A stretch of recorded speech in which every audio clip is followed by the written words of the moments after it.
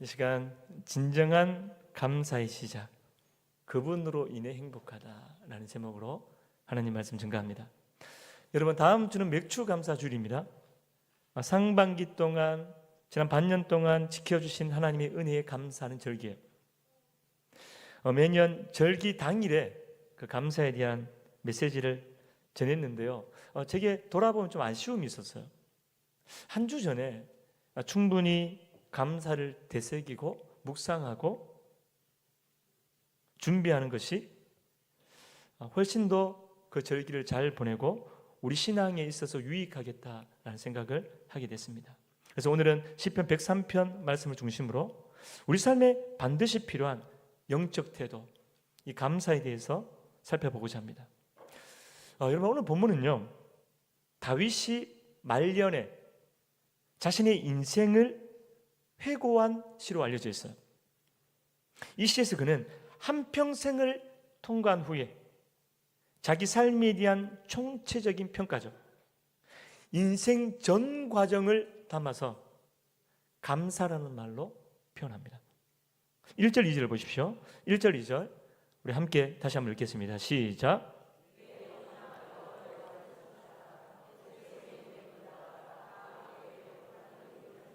2절.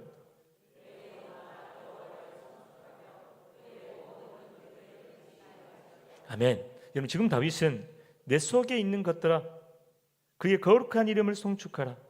그의 모든 은택을 잊지 말지어다 라고 하면서 자신을 향해 명령하고 호령하고 있습니다. 여러분, 여기서 내 속에 있는 것들아 라는 표현은 히브리어로 베콘 케레바이 라는 단어인데, 이 단어를 해석하는 것이 왜 중요하냐면 이는 인간의 가장 깊은 내면, 즉 상처와 수치, 숨기고 싶은 본능까지도 포함하는 전 존재를 의미한다는 거예요. 전 존재를 향해 기억하라는 거예요. 나의 의식, 감정, 의지, 좋았던 일, 기뻤던 일, 힘들었던 일, 슬펐던 일, 심지어 상처와 실패까지 모든 것을 포함한 것입니다. 자기 안에 미처 감사할 수 없었던 부분까지도 모두 깨우고 있는 것이죠. 자신의 아픔과 후회, 그리고 자책과 원망, 거절된 마음, 분노, 모든 것이 다 들어갔어요.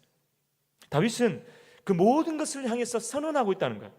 내 영혼아 여호와를 송축하며 그의 모든 은택을 잊지 말지어다. 감사라는 거예요.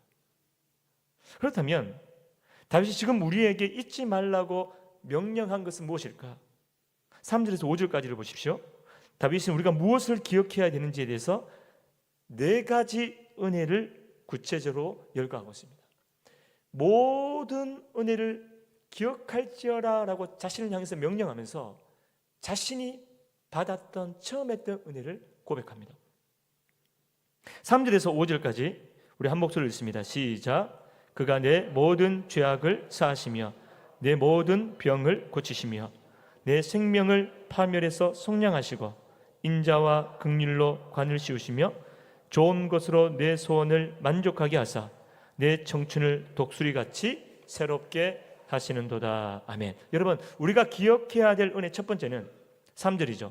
그가 내 모든 죄악을 사하시며, 그것은 단연 구원의 은혜예요.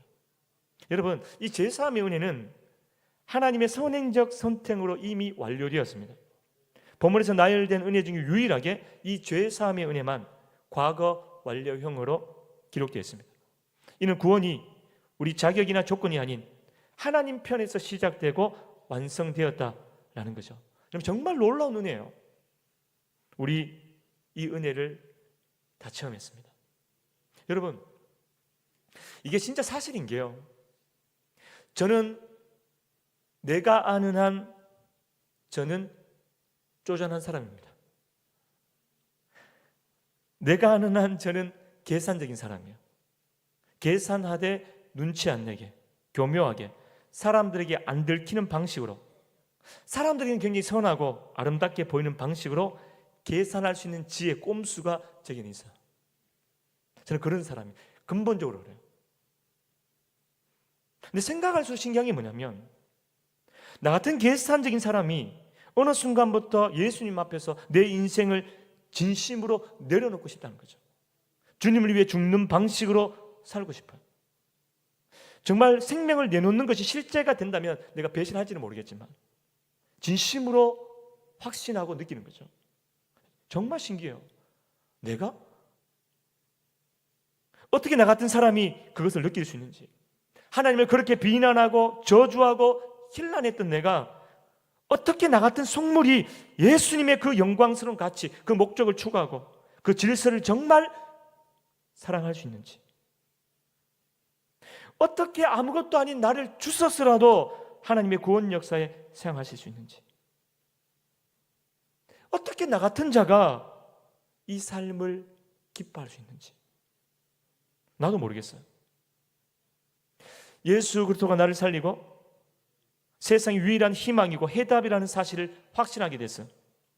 여러분, 어떻게 제가 그렇게 됐는지 알 길이 없어요.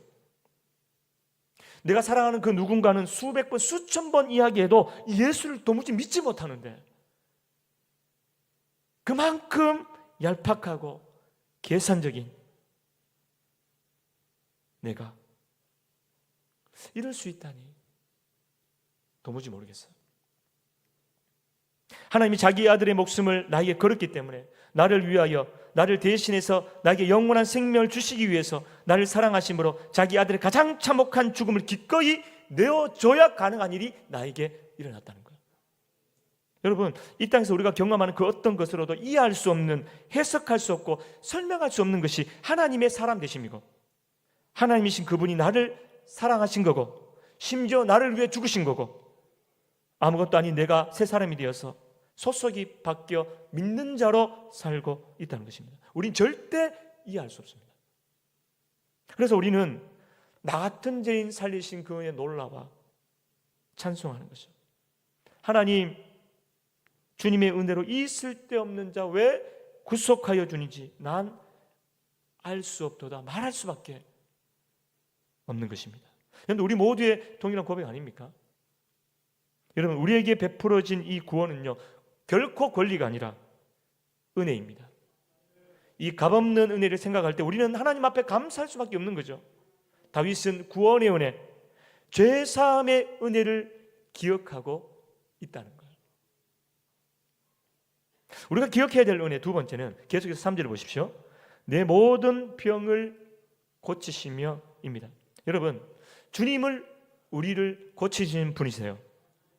다윗이 이때 말하고 있는 이 병은요, 단순히 육체적인 질병을 의미하는 것뿐만 아니라 내면의 상처와 병든 관계까지도 포함하는 것입니다. 하나님의 영적, 육적 그 어떤 질병도 고치시는 분이십니다. 이런 분이 있을 거예요. 아픔의 서사를 읽는 분이 계실 거예요. 목사님, 하나님 다 고치시는 분이라면서요. 나는 이렇게 병이 있고 이렇게 아픈데요. 난 여전히 마음의 상처가 심한데요. 아니요, 여러분, 치유의 서사를 읽으셔야 돼요. 고쳐 가시는 중이다. 또한 하나님은 우리의 아픔 멀리서 구경하시는 분이 아니라 함께 아파하시는 분이다 라는 거죠. 이것을 체휼하시는 하나님이라고 말합니다. 그러니까 우리의 몸과 영혼 안에서 날마다 전인적 치유가 계속되고 있다는 거예요. 여러분, 주님은 우리를 고치시는 분이 맞습니다. 오늘도 여러분의 인생을 어루만지시며 회복하시고 치유하십니다. 그 하나님의 은총 앞에서 여러분의 삶을 치유의 서사로 읽어 내려가는 은혜가 있기를 축복합니다. 다윗은 치유의 은혜를 기억하고 있었다라는 거예요. 우리가 기억해야 될 은혜 세 번째는 4절을 보십시오. 내 생명을 파멸해서 속량하시고 인자와 긍휼로 관을 씌우셨다. 여러분, 주님은 파멸의 무덤에서 인자와 긍휼로 우리를 건지시는 분이세요. 다윗의 고백에서 파멸은 덫이나 함정을 말하는데요, 주님께서 우리를 수렁에서 구속하시고 구출하셨다 라는 뜻입니다. 여러분, 이 사실을 믿으시기를 축복합니다. 제가 금요일에도 말씀드렸어요. 하나님은 우리의 위기의 상황과 환경과 문제 자체를 주목하지 않으세요. 여러분이 어떤 어려움과 파멸 가운데 있다 할지라도 하나님 안에서 그것은 아무것도 아니에요. 하나님께 그런 것들은 너무나 간단한 사소한 것일 뿐이에요. 하나님께서 주의를 기울이시는 것은 무엇인가? 그것은 바로 여러분의 반응이에요. 슬픔과 의심과 두려움과 그 극난의 고난 가운데서도 인생의 덫이나 함정이나 수렁에 빠져 있다 할지라도 인간의 지각과 한계를 무력화시키는 모든 일에 능하신 하나님을 끝까지 신뢰함, 인생의 밑바닥을 본 듯한 고통의 시간들 속에서도 그 어둠과 절망에서 건져 올리시는 하나님을 확신함, 그리고 나에게 최종적 승리를 주심을 믿고 의지하는 소망함, 하나님은 그것을 찾으십니다. 그리고 그것을 주목하세요. 그리고 그것을 따라 하나님의 일을 이루시는 줄로 믿습니다. 그 어떤 파멸에서도 그 신뢰함과 확신함과 소망을 가진 자에게 하나님은 건지신다. 이 사실을 믿으시길 축복합니다. 하나님은 결코 우리를 내버려 두지 않으세요. 하나님은 우리를 그냥 죽게 하지 않으신다는 거예요.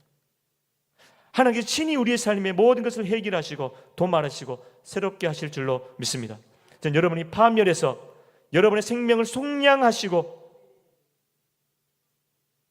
구원하시는 그 하나님의 놀라운 경륜, 그 치밀한 계획과 경영을 체험하시기를 축복합니다.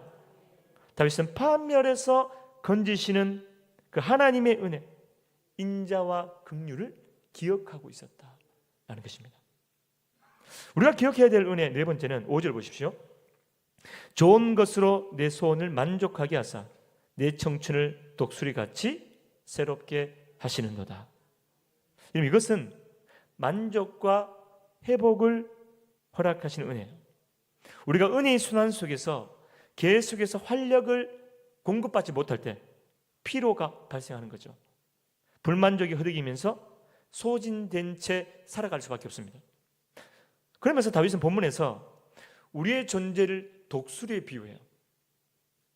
우리 청춘을 독수리같이 새롭게 하시는도다. 그 성경은 분명 우리를 독수리같이 하신다고만 하지 않으시고 독수리같이 새롭게 하신다고 설명합니다. 말하자면 독수리의 독특한 회복 능력을 의미하는 거예요. 여러분, 독수리는요, 대부분의 새들과는 아주 다른 독특한 생태학적 특징을 가진 새라고 할 수 있어요. 먼저 참새와 같은 새들은 주로 끊임없이 날개짓을 통해서 자기 에너지를 계속해서 소진합니다. 재생 능력도 현저히 낮아요. 따라서 비행 범위 자체가 매우 짧아서 조금 날아가다가도 금방 앉아서 쉬어야 돼요. 그러니까 짧고 조급한 비행을 통해 피로가 누적되죠. 반면 독수리는요, 큰 날개를 펼쳐서 최소한의 힘으로 지속 비행을 해요. 바람을 탑니다. 이것을 활공이라고 그러죠.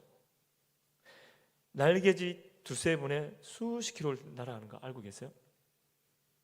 뿐만 아니라 구름 위에서 비상해서 2000m까지 상승이 가능하다고 해요.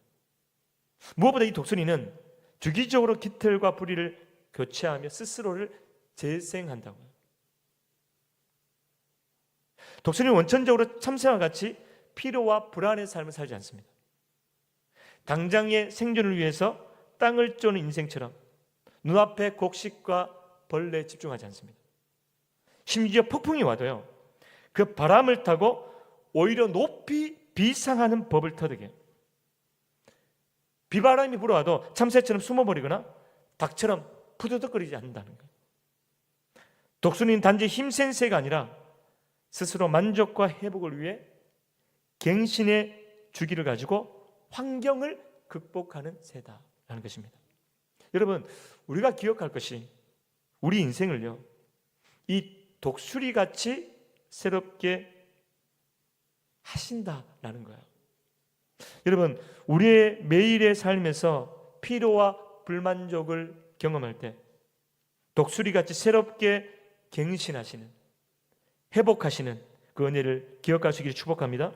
자기 스스로 자기 힘으로 버티며 분주하게 날개짓하는 일상에서 자신을 온전히 소진한 후에 낙심과 침체에 빠질 때마다 여러분, 이 은혜를 기억하셔야 돼요.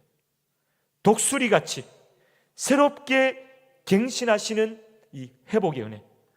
전 여러분이 이 은혜 위에서 그냥 작은 인생 바람에 흔들리는 것이 아니라 큰 바람에도 높이 올라 지속 비행할 수 있기를 축복합니다. 영혼의 활공을 배우세요. 여러분을 다시 새롭게 하시는 회복의 은혜를 날마다 경험할 수 있기를 축복합니다. 다윗은 이 주님의 은혜를 기억했다는 것. 여러분, 우리가 감사, 다윗을 통해서 4가지를 확인했어요. 다윗은 그렇게 주님께 감사하며 찬양했어요. 전 여러분이 여러분의 인생을 통하여 주신 하나님의 은혜를 기억하며 아마 10,000가지는 될 거예요. 충분히 감사할 수 있기를 축복합니다. 자, 그런데 놀라운 것은요, 다윗은 내 속에 있는 모든 것들을 향하여 명령했다는 거예요. 다윗은 자기 전생을 회상하면서 은혜를 소환해요.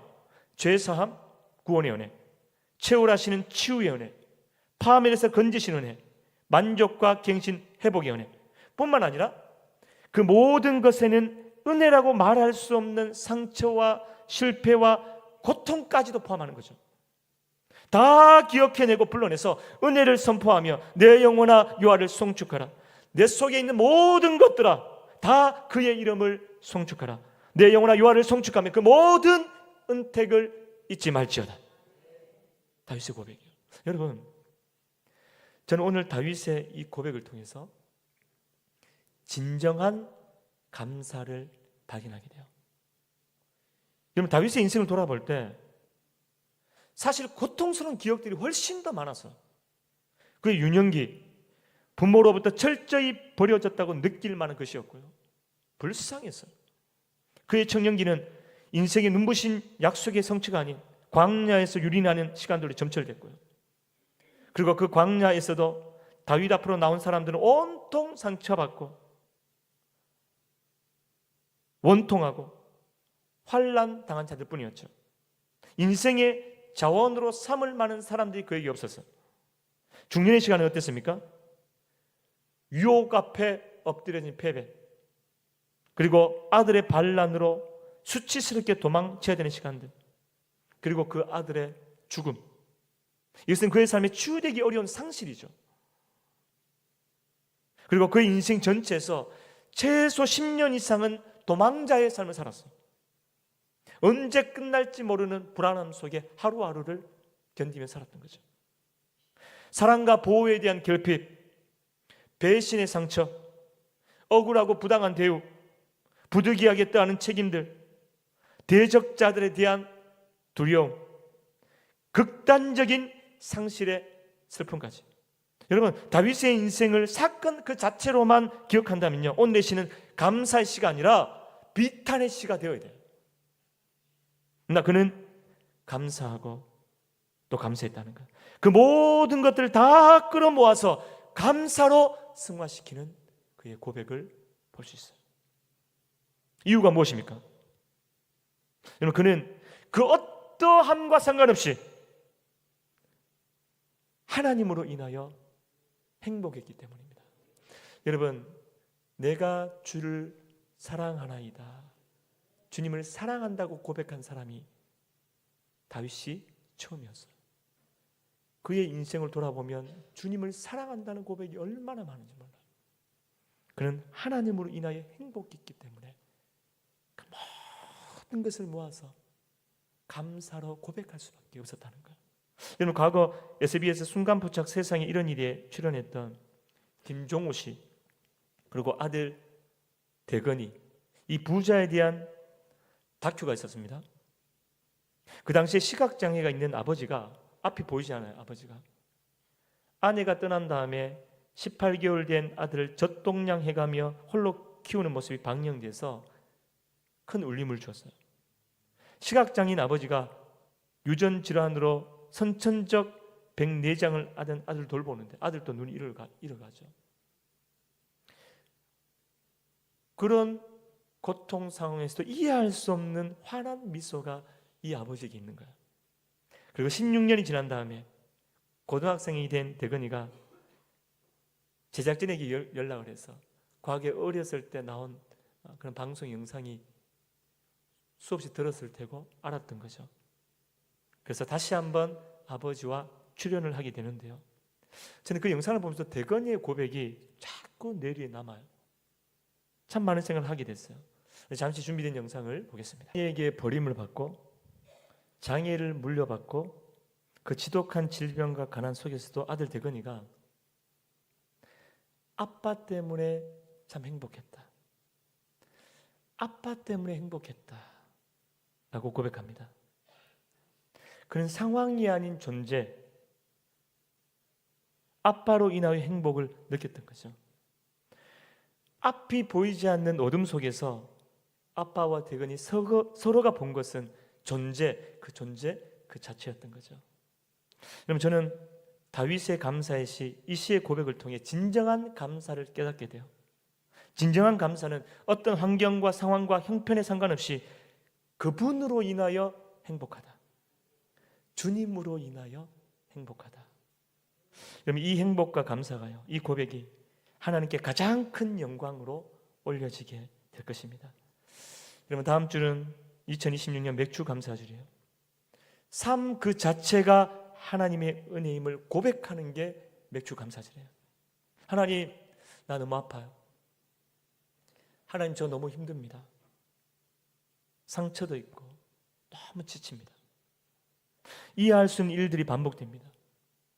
겨우 버티고 있고 견디고 있는데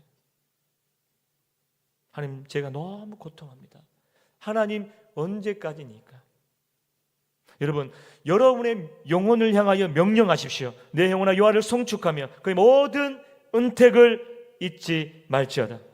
여러분, 삶의 현실이 아무리 어둡고 아무리 고단하고 아무리 고통스럽다 해도 그 깊은 어둠 속에서 내가 아빠 때문에 행복하다. 하나님 때문에 내가 참 행복하다. 그분으로 인하여 행복하다. 고백할 수만 있다면 전 저와 여러분에게 그 진정한 감사가 시작될 수 있기를 주님의 이름으로 간절히 축원합니다. 찬양하고 기도하겠습니다.